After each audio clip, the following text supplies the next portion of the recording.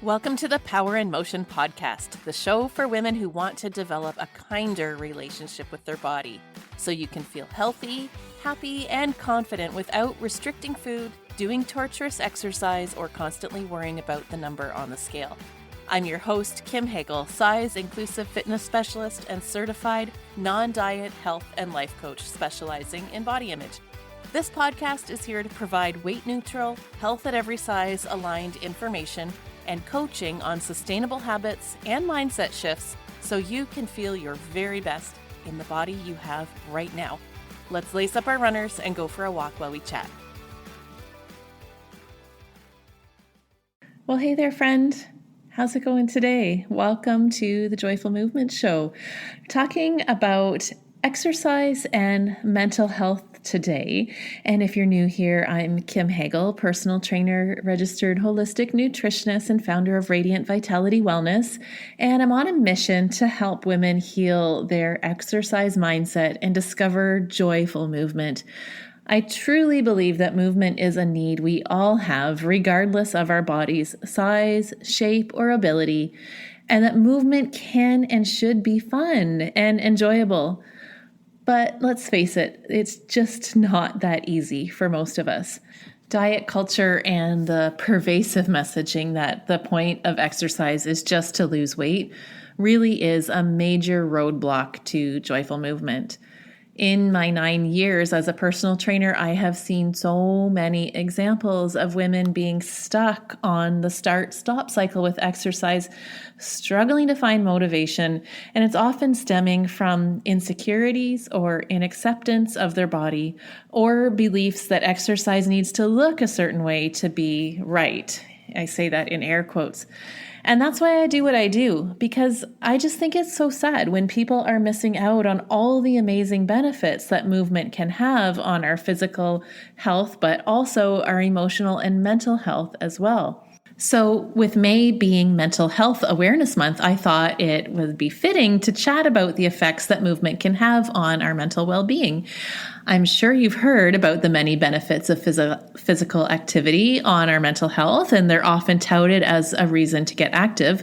We'll touch on those today, absolutely.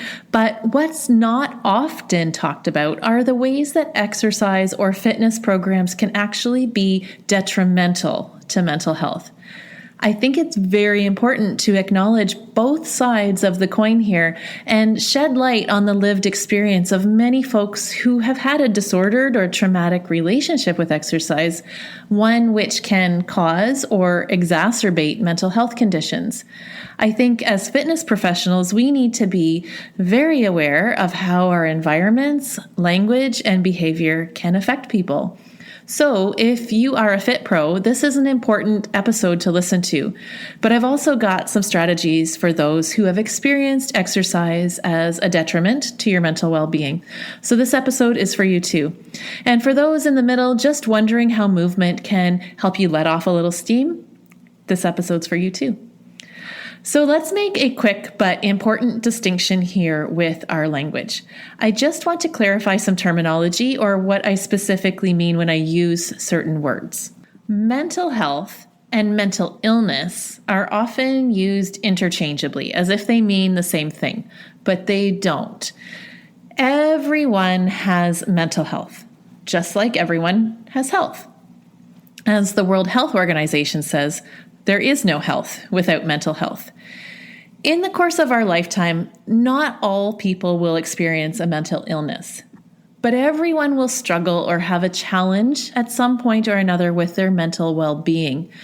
Just as we can struggle with our physical well-being from time to time, and that doesn't necessarily mean we are sick or ill. Or conversely, we can have a chronic physical illness and still thrive or have good physical well-being. Health is a spectrum and means different things to different people, and mental health is no different. We can have a mental illness, but still have good mental well-being. So when I talk about mental health, I'm talking about our mental well-being, our emotions, our thoughts and feelings, our ability to solve problems and overcome difficulties, our social connections, and our understanding of the world around us. Now, with that in mind, I'm sure it's no secret to most of you that movement can have a positive effect on your mental well-being. Perhaps you've experienced some of these yourself at various points in your life. Here are just a few of the ways that movement can benefit your mental health. Number 1, stress reduction. Movement helps us process our emotions. When we move our body, it helps to relieve the uncomfortable physical sensations that come up with intense emotions, thereby lowering their intensity. Number 2, movement can help us have clearer thoughts and improve our memory. As a result of moving our emotions through and also from the endorphin release that comes from movement, we're able to think more clearly. What was once a big, overwhelming problem suddenly will seem more manageable. Number 3, better sleep at night. Movement helps you wind down more easily and to get a deeper sleep, which of course is very important for our mental well-being. Number 4, movement allows and fosters connections with other people. Lots of folks choose to work out or move independently or alone, but for those who enjoy group activities, having a shared interest and goal helps foster friendships and feelings of support and togetherness, thereby reducing isolation. Number 5, movement helps you learn more about yourself. As you move your body, you learn what feels good for you, what you enjoy. You learn what you're capable of and how it feels to challenge yourself on your terms. So it helps you connect to yourself. Number 6, movement helps reduce your likelihood of physical health issues. And of course, exercise has many physical health benefits, and our mental health and physical health are deeply intertwined. If we're living in pain or discomfort or dealing with a chronic illness, that will have an impact on our mental well-being. Conversely, if we feel overall well physically, that will help our mental state. So these are all good things. Now, if you're someone who experiences mild to moderate symptoms of depression or anxiety, then exercise can also be a really useful part of your treatment plan. Many studies have shown that moderate physical activity can help lessen symptoms of depression and anxiety. But it's important to note that movement isn't a cure-all. How many times have you heard someone say, "Exercise is my therapy"? I think it's a pretty common misconception or maybe selling point even from the fitness industry that exercise is beneficial for mental health, and we have to be really careful about that. First of all, it's absolutely not a substitute for therapy. While it's beneficial, it doesn't take the place of a qualified professional who can help you process, work through, and recover, nor is it a substitute for medication for those who need it. That's where I think using exercise as therapy, even though it's said kind of tongue-in-cheek, can be a bit of a slippery slope, and it really boils down to our relationship with exercise. Like anything in life, too much of a good thing is not a good thing, and there comes a point where exercise may also result in detrimental changes to your mental health. Some individuals can become overly dependent on physical activity and exercise to an excessive degree. Let me give you some examples, such as an athlete who's involved in intense training, such as endurance athletes or bodybuilders. As they push hard towards a goal, they can end up in an overtraining situation. That can result in mood disturbances, feelings of irritability, sleep disruption, and even physical injury, which would negatively affect one's mental well-being. Another example would be the person who is exercising excessively to try to lose weight, putting in long, strenuous hours at the gym, putting their body through rigorous workouts, while likely also restricting food and often tracking both and using one to earn or burn the other. In both cases, this type of exercise behavior crosses way over the line of intuitive, joyful movement. This is classic disordered exercise behavior rooted in obsession and thoughts of body inacceptance or tying one's worth to their athletic accolades or their body size. And this abuse of exercise can result in disturbances in mood and worsened physical health. I'm not sure if you can relate to ever feeling this way, but I certainly can. And it's a tricky, slippery slope in the sense that sometimes the movement still feels good in some way. Like there's still that endorphin rush you feel in the moment, and it can make it seem like you're doing the right thing and you're proud of your hard work, but it trickles over into everyday life and can start to look like irritability, anxiety, obsessive thoughts about food and your workouts, obsessively weighing, tracking, feeling depressed, especially if you're not getting the results you desire. So we have to be mindful and aware of our thoughts and feelings about exercise and our body and how that influences our actions. And then what is the result of our actions? If we're exercising to try to change our body so we can reach a place of self-acceptance, but find ourselves miserable and hating ourselves more, that's a big red flag. And there's another really important thing we need to discuss, which is directly damaging to the mental health of people in larger bodies within fitness environments, and that is weight stigma. What is weight stigma? Well, essentially, it's discrimination or stereotyping because of a person's weight. It's where we make assumptions about a person's health status, athletic ability, drive, and determination based solely on the size of their body. And how can that show up in the fitness industry? Well, it can look like pulling out BMI charts and telling people what a healthy, quote, weight is and making assumptions that the person is unhealthy if they're not within that range. It's telling them what's required of them in terms of working out and eating to get to that, quote, healthy weight without any knowledge or regard for their current state of health or their capacity and desire to change. It can look like taking before and after pictures or taking a person's weight and measurements, even if they've said that weight loss isn't their goal. It can look like asking a person how healthy their diet is and equating healthy with counting calories or macros. It's using cues such as burning off your weekend or go earn your pizza, sculpt this, tone that, burn fat, torch calories, no pain, no gain. It can look like shaming people for taking a modification, yelling at them to work harder, questioning their commitment if they don't, and guilting them if they miss a day at the gym. It can look like images on the walls or marketing of the facility only showing thin, fit bodies. It can even look like tight physical spaces that make it difficult for someone in a large body to move around. And can I just say, this isn't good for any client, but it causes significant harm to those in larger bodies. Research indicates that people who are in larger bodies who are the victims of weight stigma are at an increased risk for adverse psychological outcomes, including depression, anxiety, negative body image, reduced self-esteem, and suicidality. In addition, exposure to weight stigma may promote unhealthy behaviors such as binge eating, increased caloric consumption, or reluctance to diet, or unhealthy weight loss efforts, including juice cleanses and laxative misuse.